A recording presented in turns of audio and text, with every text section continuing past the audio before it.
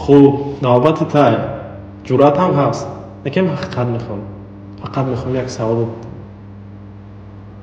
باید دوست نداشتی؟ نمیدونم ممکن نه که من فهمیدم که خیلی خطا کردم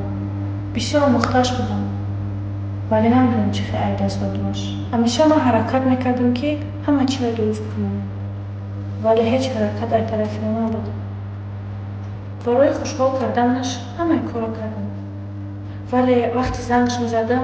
یکی نمیبرداشت یکی کار داشت زنگم نمیزد و زنگاش هم وجود نداشت بازی نمیدونم ناراحتم یا خوشحال برای که از زندگی من ولی همه که میدونم که حالم خیلی خوبه ایوه یا عثمان نوسته جرأت گرفته حقیقت